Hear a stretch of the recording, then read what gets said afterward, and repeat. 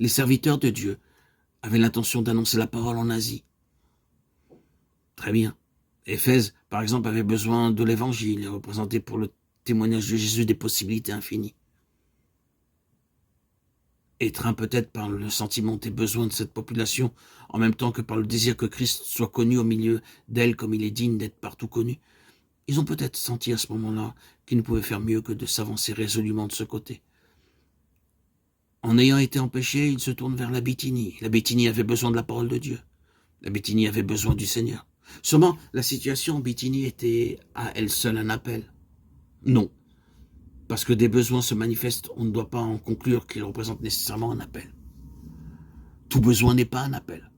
Un bon nombre de serviteurs de Dieu s'imaginent que parce que des besoins se font sentir quelque part, cela signifie que Dieu les appelle à y courir. Non.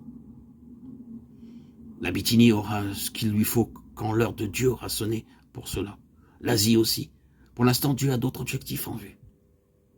Si vous faites violence au plan de Dieu, si vous prenez un raccourci pour entrer en Asie ou en Bithynie avant le moment fixé par Dieu, vous découvrirez que c'est vous qui êtes en perte et que vous avez laissé échapper ce que Dieu avait de meilleur pour vous. Et quant au champ de travail que vous êtes, vous, choisi, votre initiative ne lui a guère profité. Voulant gagner du temps, vous en avez perdu. Et tout le plan que Dieu avait formé s'est trouvé bouleversé. Si c'est à la plénitude de Christ que nous tendons, cette plénitude qui surpasse tout ce qu'on peut imaginer ne peut se comparer à rien d'autre, il nous faut pour nous conduire quelque chose de plus que notre simple consécration au Seigneur. Il faut que notre jugement personnel, même consacré, soit sous le gouvernement absolu du Saint-Esprit. Nous devons être préparés à renoncer à l'occasion à nos arguments les plus décisifs, à abandonner nos désirs les plus fervents, même si c'est notre passion pour la gloire de Dieu qui les inspire, pour prendre peut-être un tout autre chemin. La porte qui nous ouvre la plénitude de Christ, c'est la suprématie de Christ, son gouvernement absolu dans notre vie. C'est sur ce chemin-là qu'on voit l'assemblée de Philippe pointer à l'horizon. Et n'est-ce pas merveilleux d'arriver à Philippe par un chemin comme celui-là? Les Philippiens doivent tout, et l'Europe elle-même, en ce qui concerne l'Évangile, doit tout à ce simple fait qu'il y a là des hommes qui sont brûlants de zèle pour le Seigneur et qui sont prêts à soumettre leur jugement personnel à l'Esprit de Jésus. Désirez-vous connaître Christ dans ce qu'il tient en réserve de plus précieux pour vous? Dans ce cas, votre bon sens le plus consacré ne vous suffira pas.